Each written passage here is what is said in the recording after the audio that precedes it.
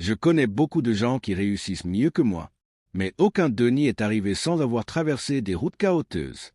La route vers le mieux est toujours accidentée. Alors, si ta route est pleine de secousses, laisse-moi te dire quelque chose. Tu es en chemin vers le meilleur. Il y a des choses pour lesquelles Dieu t'a créé. Mais tu as connu des retards, des échecs, des erreurs, des contretemps. Et Dieu veut te ramener à l'endroit où le changement de saison arrive, la relève de nuit. La famine fait partie de ton voyage. Jacob dit à ses fils, « Vous ne vaincrez pas la famine en vous regardant les uns les autres. » Tu as bien entendu? Regarde comment Jacob fait face à la famine. Parce que le premier point, c'est la famine. Et tant que tu ne sauras pas gérer la famine, tu n'atteindras jamais le meilleur. Parce que la famine fait partie de ton parcours. Ta réaction face à la famine détermine si tu atteindras ou non la nourriture, la bénédiction. Tu dois être proactif, pas passif. Tu ne peux pas simplement prier contre la famine, tu dois agir. Jacob dit, « Vous ne pouvez pas simplement prier, rester immobile et espérer un résultat différent. » Parce que nous sommes en famine, et il faut bouger. Aujourd'hui, beaucoup ne comprennent pas la part humaine dans les miracles de Dieu. On lit les miracles et on loue Dieu. Mais on oublie que Dieu n'agit pas sans notre collaboration. Dieu veut que nous soyons collaborateurs du miracle. Il veut que nous participions activement à la solution. Être spirituel ne veut pas dire rester assis à la maison en disant « Si Dieu veut que j'ai un emploi, il m'en donnera un. » Non, tu n'atteindras jamais le mieux si tu ne te mets pas en route. Même en pleine famine, il faut voyager. Voyager n'est jamais facile, mais voyager dans la famine, c'est encore plus dur. Jacob dit, « Si vous ne bougez pas, vous allez mourir. » Et je ne sais pas à qui je parle ce soir, mais certaines pressions deviennent si fortes que si tu ne bouges pas, tu mourras spirituellement. Ne demande pas à Dieu, « Comment peux-tu me laisser mourir, moi ton enfant ?» Quand tu refuses de bouger. Quand Dieu dit, « Avance », tu dois avancer. Et ne fais pas semblant que Dieu t'a abandonné, alors que c'est toi qui n'as pas obéi. Le fils prodigue a dû rentrer chez lui. La femme à la perte de sang a dû ramper vers Jésus. Bartimée, l'aveugle, a dû quitter son manteau et marcher vers lui. Il y a toujours une responsabilité humaine, même au cœur de la famine. Tu dois bouger au milieu du manque, de la crise, de la tempête. Dieu utilisera ta famine. Jacob entend qu'il y a de la nourriture en Égypte, et il ne méprise pas ceux qui ont ce qu'il n'a pas. Il ne dit pas « Pourquoi eux et pas nous ?» Non, il dit « Allons en Égypte. » Beaucoup aujourd'hui jalousent ceux qui ont réussi, alors que le vrai problème, ce n'est pas eux, c'est notre immobilité. La Bible dit qu'ils n'avaient plus de blé, mais ils avaient encore de l'argent. Et la parole dit, l'argent répond à tout. Pas que tout est spirituel, certaines situations nécessitent des décisions pratiques, concrètes. Jacob dit à ses fils, « Prenez cet argent, allez en Égypte et n'allez pas mendier. Nous ne descendons pas là-bas pour supplier. Nous descendons pour faire des affaires. » Ils étaient spirituels, mais aussi stratégiques. Ils adoraient Dieu, mais ils savaient gérer les affaires. L'Église d'aujourd'hui a parfois failli sur ce point.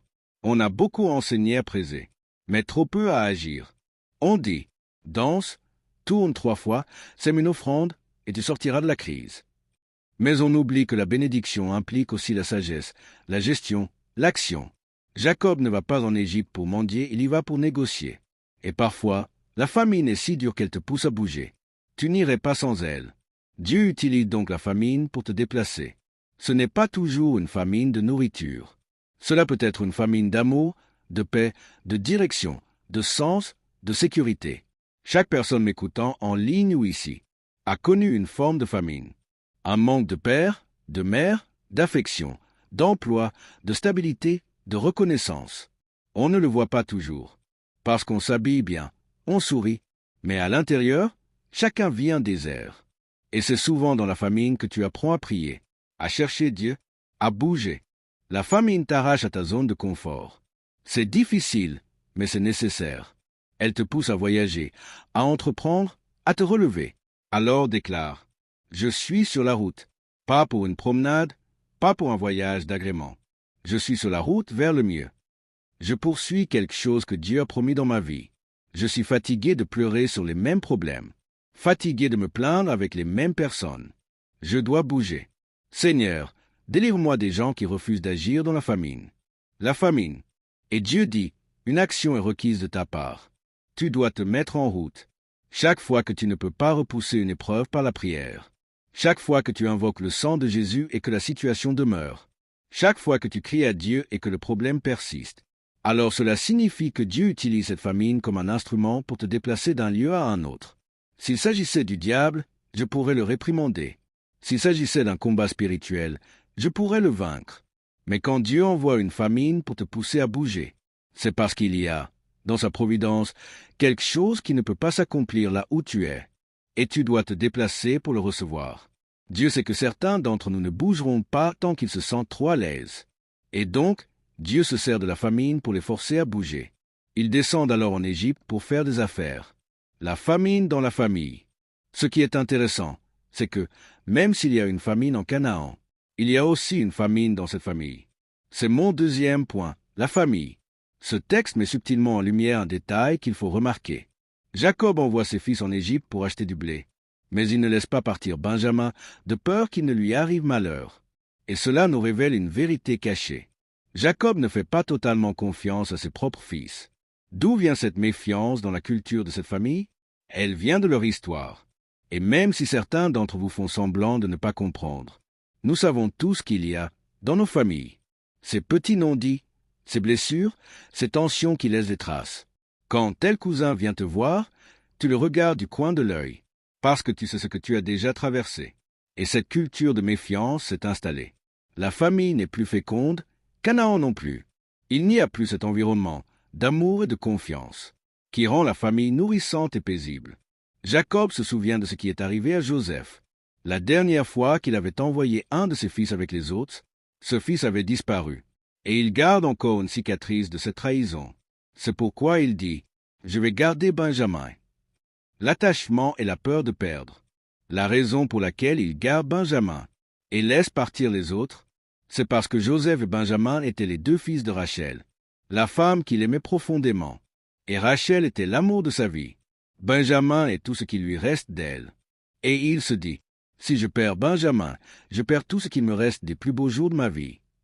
Alors, il s'accroche à Benjamin, non pas simplement parce qu'il l'aime, mais parce que Benjamin est le dernier parfum de Rachel. Parfois, nous nous accrochons à certaines choses, parce que nous avons trop souffert pour les perdre. Oh, vous ne m'entendez pas ce soir? Il y a une raison pour laquelle tu t'accroches à ce à quoi tu t'accroches, que ce soit à l'argent, à des gens, à un souvenir ou à des objets. Il y a une raison. Il y a une raison pour laquelle certaines choses te mettent en colère, pour laquelle tu réagis avec excès à certaines situations.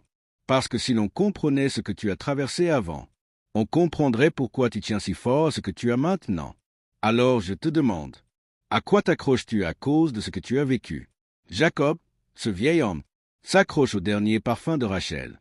Chaque fois qu'il serre Benjamin dans ses bras, il se souvient d'un moment plus heureux, mais il est terrifié à l'idée de le perdre, quand la peur nous empêche de lâcher. Rachel, la femme stérile, lui avait donné 2 fils, et l'un d'eux, Joseph, il le croit mort. Benjamin est tout ce qui lui reste. Et chaque fois que tu penses que c'est tout ce qui te reste, tu t'y accroches désespérément, même si ce n'est pas sain, même si ce n'est plus de l'amour, mais de la peur. Si tu crois que c'est la dernière personne qui t'aimera, tu toléreras des choses que tu ne tolérais jamais autrement. Tu traverseras des épreuves que tu n'aurais jamais acceptées. Et quand tes amis te diront « Si j'étais toi, je ne supporterais pas ça », et que ta mère te suppliera « Tu dois t'en aller », tu resteras quand même, parce que tu tiens à ce qui représente, pour toi, le dernier espoir d'amour. Mais fais attention, ce que la peur te pousse à garder peut finir par t'étouffer. Jacob n'étreint pas Benjamin par amour, il le retient par peur. Et cette peur, dit T.D. Jack, est la même qui empêche beaucoup d'entre nous de lâcher ce que Dieu essaie de nous retirer des mains. Jacob est un vieil homme, et plus on vieillit, plus chaque chose devient précieuse. Jacob serre Benjamin dans ses bras et dit, « Joseph n'est plus, et maintenant Siméon n'est plus non plus. Vous ne prendrez pas mon Benjamin. » Je me demande aujourd'hui, qu'est-ce que toi, tu serres trop fort? Qu'est-ce que tu refuses de lâcher par peur? Jacob ne tient pas Benjamin par la foi, il le tient par la peur. Il le serre comme si c'était la dernière chose qu'il aurait jamais. Mais tu ne peux pas grandir quand tu tiens quelque chose si fort, comme si c'était la dernière bénédiction que tu connaîtras, même avec l'argent. Si tu le serres comme si tu n'en auras plus jamais, Tu prophétises contre toi-même. Tu utilises ta foi à l'envers. La peur, c'est la foi inversée. C'est croire avec assurance que ce que tu redoutes va t'arriver. Jacob garde le garçon par peur. Et pourtant, Dieu manipule toutes ces circonstances pour ramener cette famille ensemble. Il les attire doucement vers un lieu où il pourra les guérir. Et je te le demande, ne vaudrait-il pas mieux être guéri que de rester en colère? Lâchez ce que la peur veut retenir. Jacob dit, « Mon fils ne descendra pas avec vous, car son frère est mort, et il reste seul. Si un malheur lui arrivait en chemin, mes cheveux gris descendraient dans la douleur jusqu'au tombeau. » Tu vois, Jacob en est encore au point où il ne fait pas confiance à ses propres fils. Ce sont pourtant ses enfants, et il a de bonnes raisons de douter d'eux. Il dit, « Vous ne l'aurez pas. Si je perds Benjamin comme j'ai perdu Joseph, cela me tuera. » On arrive parfois à un âge ou à une étape de la vie où l'on se dit, « Je ne peux plus supporter une autre douleur. » Et Jacob dit, « Je ne survivrai pas à une autre perte. » Mais ce que Jacob ne comprend pas, c'est que Dieu est derrière tout cela, essayant doucement de détacher Benjamin de ses mains. La route chaoteuse vers le meilleur. Oui, la route a été chaoteuse. Oui, le chemin a été difficile. Oui, tu as pleuré. Oui, tu as souffert. Mais écoute bien, c'est la route chaoteuse vers le meilleur. Je connais beaucoup de gens qui semblent mieux réussir que moi. Ils ont plus d'argent, plus de succès, plus de reconnaissance. Mais aucun d'eux n'est arrivé là sans route chaoteuse. La route vers le meilleur est toujours irrégulière. Alors si ton chemin est chaotique, je te le dis, tu es en route vers le meilleur. Personne n'ose voir les deux signes de célébration. Tu ne peux pas atteindre le meilleur sans secousse. Tu ne peux pas atteindre le meilleur sans douleur. Tu ne peux pas atteindre le meilleur sans larmes. Tu ne peux pas devenir fort sans effort. Tu ne peux pas perdre du poids sans repousser ton assiette. Il n'y a pas de raccourci, pas de pilule magique. C'est la rudesse du chemin qui te conduit vers le meilleur. La réconciliation et la révélation. Finalement, Jacob finit par aller en Égypte. Et quand Joseph voit son père après toutes ces années, lui qui a tant vécu sans le toucher, il se révèle enfin à lui. Et la Bible dit, « Ceux qui ont percé le Seigneur le regarderont, et une nation sera sauvée en un jour. » Ce moment entre Joseph et son père est une image prophétique de ce qui arrivera entre Jésus et Israël, quand ils verront enfin celui qu'ils ont rejeté, et reconnaîtront qu'il était le Messie, l'agneau de Dieu, le pain vivant descendu du ciel, le véritable CEP, le « Je suis ». Et ce jour-là, la famille sera réunie à nouveau. Ils verront celui qu'ils ont rejeté et tomberont à genoux. Ô Joseph, ils comprendront alors que tout ce que Joseph avait enduré était pour les positionner dans la bénédiction. Les bénédictions de Dieu et le cœur pur. Tu vois, la raison pour laquelle Dieu ne bénit pas certaines personnes, c'est qu'elles sont trop centrées sur elles-mêmes. Elles gardent trop de haine, trop d'amertume, trop de rancune pour être dignes d'un tel pouvoir. Dieu ne bénit pas les cœurs durs. Dieu bénit les cœurs tendres. Et c'est seulement quand j'ai vu le cœur de Joseph que j'ai compris la grandeur de sa bénédiction. Joseph était un homme que Dieu pouvait confier à la faveur, parce qu'il ne s'en servirait pas pour se venger. Il ne se servirait pas de sa position pour faire payer ceux qu'il avait blessés. Il utiliserait sa faveur pour élever les autres et ramener sa famille vers le meilleur. Non seulement il les conduit vers la prospérité, mais il libère aussi les coupables de leur culpabilité. C'est une chose d'innocenter les innocents, mais une autre d'absoudre les coupables. Joseph le fait parce qu'il est assez grand pour être béni ainsi, assez fort pour pardonner, assez mûr pour bénir ceux qui l'ont trahi. Et c'est pour cela que, dès le commencement, Dieu l'avait choisi. Dieu pouvait lui faire confiance avec la souffrance. Dieu pouvait lui faire confiance avec le rejet. Dieu pouvait lui faire confiance avec la douleur, parce qu'il savait qu'au fond, l'amour triompherait toujours sur la vengeance. La question finale. Alors je te le demande, Dieu peut-il te faire confiance avec la faveur? Peut-il te faire confiance avec la puissance? Peut-il te faire confiance avec l'honneur? Car tant que la réponse n'est pas un « oui » profond et sincère, les portes de la bénédiction resteront fermées. Elles sont fermées non pas parce que Dieu t'a oublié, mais parce que tu es encore trop en colère, trop amer, trop vindicatif, et Dieu ne peut pas te donner la faveur, si tu veux l'utiliser comme une arme, pour maudire ceux qui t'ont fait du mal. Et tu sauras que tu grandis quand tu commenceras à t'améliorer. Tu pries pour devenir plus grand, mais tu aurais dû prier pour devenir meilleur. Il y a quelqu'un qui me regarde en ce moment. Il n'y a aucune raison au monde pour qu'une personne aussi talentueuse que toi ne soit pas plus avancée qu'elle ne l'est aujourd'hui. Tu as le talent pour aller tout en haut. Mais chaque fois que tu essaies d'y arriver, quelque chose te bloque. Et Dieu m'envoie te dire, ce n'est pas ce qui est à l'extérieur qui te bloque, c'est ce que tu portes à l'intérieur. C'est cette fierté, cette dissimulation, cette manière de toujours vouloir tout contrôler. Et Dieu doit sans cesse te montrer que tu n'es pas aussi habile que tu le crois. Ta bénédiction a été retardée, et tu as erré dans le désert du presque arrivé, sans jamais pouvoir atteindre ta destinée, parce que ton cœur n'a jamais été à la place où il pouvait être digne de confiance. Dieu accorde la faveur à ceux qu'il peut croire dignes de confiance. Alléluia! Mais toi, tu es si transactionnel, tout est pour toi un moyen de manipulation. Et c'est pour cela que tu ne t'améliores jamais. La Bible dit, « Heureux ceux qui ont le cœur pur, car ils verront Dieu. » Le mot pur en grec est à l'origine du mot cathéter. Et il n'y a aucun moyen de voir Dieu tant que tu n'as pas mis un cathéter spirituel dans ton cœur pour en retirer toute l'amertume qui bloque ta bénédiction. Je parle encore de cette route chaoteuse. Alléluia! Vers un mieux, vers un meilleur. Alors que je conclus ce soir, je te lance un défi. Regarde Genèse 42 et même le chapitre 43. Observe comment Dieu conduit Jacob et ses fils vers une bénédiction qui ne s'efface pas. Samuel a servi sous Élie. Et il est écrit que la parole de l'Éternel était rare en ces jours-là, et les visions n'étaient pas fréquentes. C'est un indice, un aperçu prophétique. Samuel n'est pas tant le successeur d'Élie qu'il en est le prophète. Ce n'est pas une relation de continuité comme Élie et Élisée, ou comme Paul et Timothée. Non, ils ne sont pas de la même lignée, ni du même ordre. Élie est prêtre. Samuel est prophète, et peut-être l'un des plus grands prophètes de l'Ancien Testament. Dieu a fait entrer un prophète dans la maison d'un prêtre. C'est le début de la formation du Messie, qui sera à la fois prophète, prêtre et roi. Jusqu'à présent, nous n'avions que des prêtres. Mais de la stérilité du ventre d'Anne n'est pas le successeur d'Élie. Il n'est le prophète d'Élie. Et la raison pour laquelle le prophète devait venir ensuite, c'est que le prophète est celui qui oint le roi. Dieu a un ordre qui ne t'explique pas toujours. Il agit selon sa propre sagesse. Il accomplit toutes choses selon le dessein de sa volonté. Dis Amen. Nous assistons donc à une transition entre le sacerdoce et la prophétie. Le prophète, au départ, est sous l'autorité du prêtre. Mais à la fin, le prêtre se retrouvera sous l'autorité du prophète. Oh, j'aimerais aller plus loin. Quand nous adorons, quand nous louons, quand nous offrons, nous agissons comme des prêtres.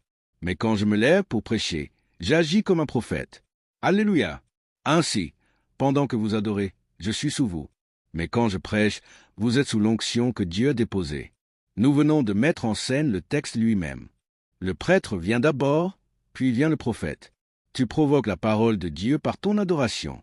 Tu libères la prophétie quand tu élèves tes mains vers le ciel. Le prêtre précède le prophète, mais c'est l'adoration qui déclenche la révélation.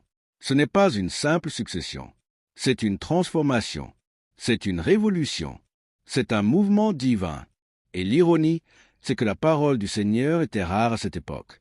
Et pourtant, le prophète grandissait dans cette rareté. Vous ne comprenez pas. La prospérité pousse dans la pauvreté. C'est pourquoi la Bible dit que le pauvre dise « Je suis riche », que le faible dise « Je suis fort ». Tu peux être faible extérieurement, mais fort intérieurement. Tu peux être pauvre en surface, mais avoir la prospérité qui grandit en toi. Il ne paraît pas encore ce que nous serons. Mais c'est déjà en croissance. C'est pour cela que j'aime la version qui dit « Le prophète était encore un garçon. Mais il vient. Ta prophétie est encore jeune, encore fragile, mais elle vient. Elle grandit sous ton sacerdoce. C'est pourquoi j'essaie de t'amener à adorer. Car l'adoration fait rompre les os spirituels. Elle fait naître la promesse. Elle libère l'onction prophétique en toi. Et c'est pour cela que le diable déteste voir adorer. Car l'adoration déclenche l'enfantement spirituel. Quelqu'un crie Amen. Changement générationnel. Je veux maintenant souligner le changement extrême entre les générations. Samuel et Élie ne représentent pas seulement deux âges, mais deux époques spirituelles. Élie est vieux. Samuel est un enfant. Samuel aurait pu être le petit-fils d'Élie. C'est un écart générationnel radical. Le vieux prêtre d'un côté, le jeune garçon de l'autre. Et la transformation saute une génération. Tu ne la verras pas là où tu pensais la voir. Elle surgira d'un endroit inattendu, d'une personne que tu n'aurais jamais imaginée. Elle viendra d'une femme qu'on croyait ivre. Et pourtant, c'est elle que Dieu a choisie pour porter la prochaine gloire. C'est pourquoi tu dois arrêter de juger les gens. de mépriser ce que Dieu utilise. Parce que parfois, Dieu se sert de ce que tu as rejeté pour introduire le prochain niveau de bénédiction dans ta vie. Quelqu'un crie pour moi, je sens l'onction monter. Ce matin, j'ai envie de crier ce matin. Étincelle la lumière qui scintille dans la nuit. Et alors que je priais à ce sujet, le Seigneur m'a dit, dis-leur, durant le quart de nuit, la lumière scintille. Oui, dans la nuit, la lumière scintille. La nuit ne signifie pas obscurité totale. L'Écriture dit, avant que la lampe de Dieu ne s'éteigne. Vous tous avez grandi avec la lumière électrique, moi aussi. Mais quand j'allais chez ma grand-mère, il y avait des bougies et des lampes à huile. Et quand ces lampes commençaient à s'éteindre, elles tremblaient. La flamme vacillait. La nuit a une lumière tremblotante, faite de moments d'illumination, de brefs éclats, de révélations passagères, de lueurs, d'aperçus divins. Tu ne vois pas clairement, mais tu perçois des étincelles. Tu aurais pu t'effondrer, mais tu as vu un scintillement de lumière.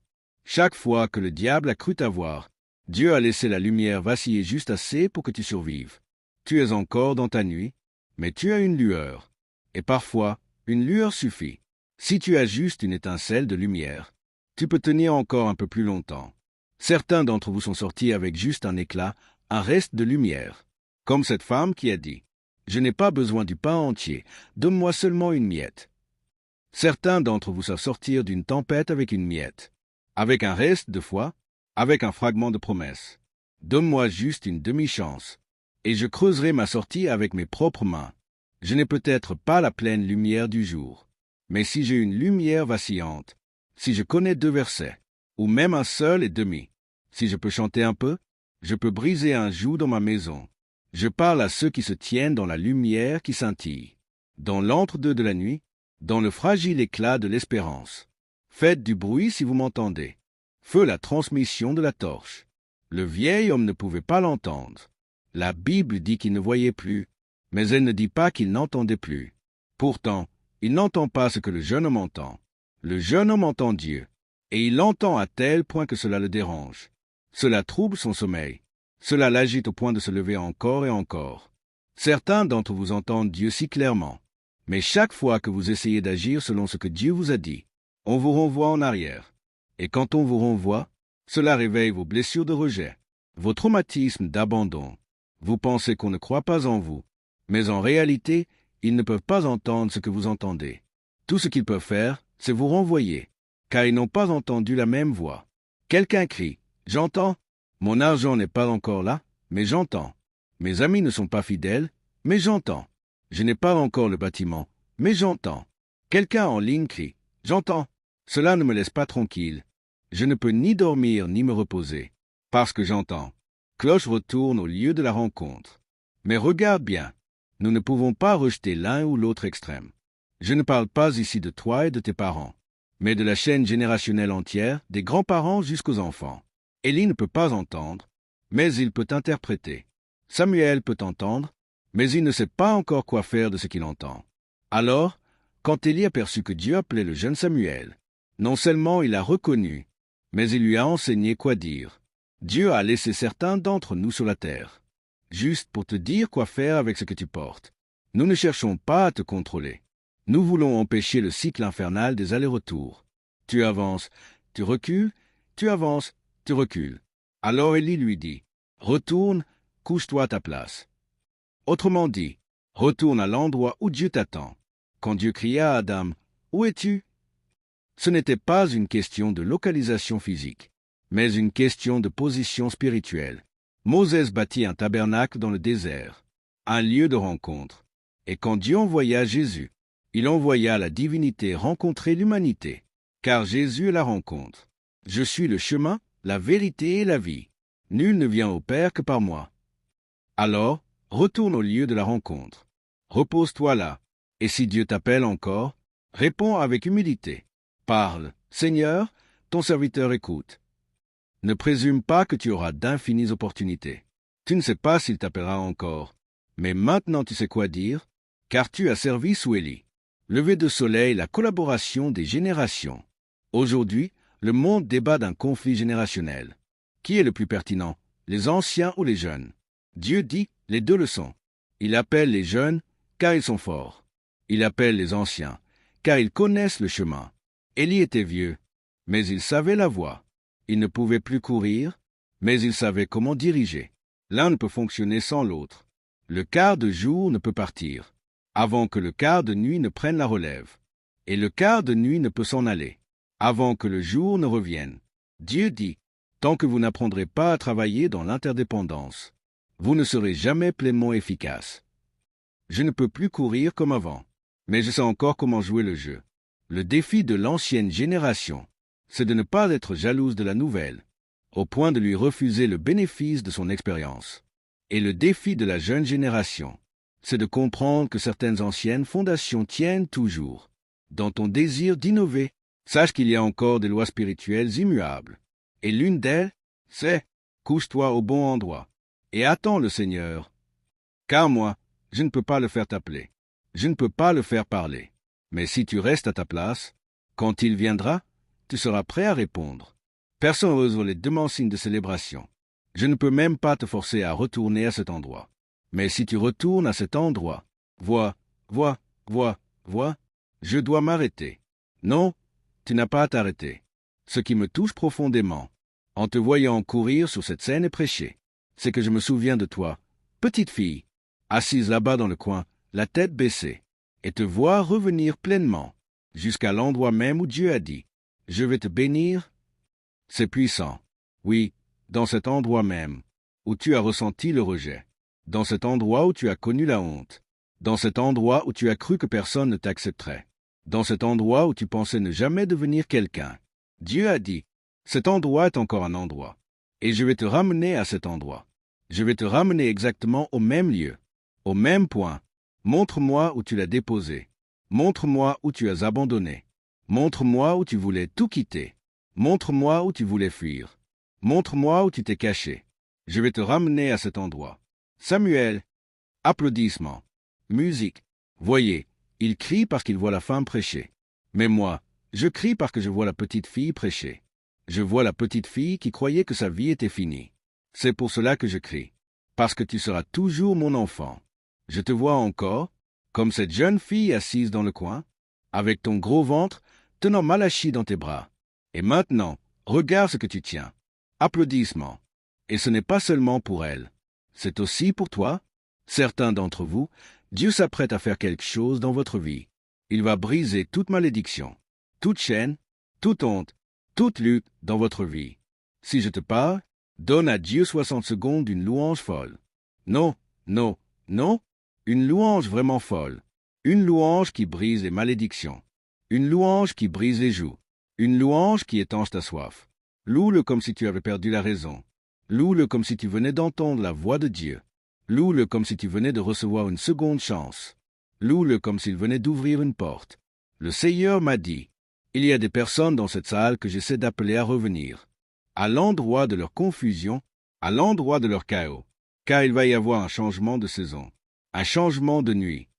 Attendez, laissez-moi vous donner ces prophéties.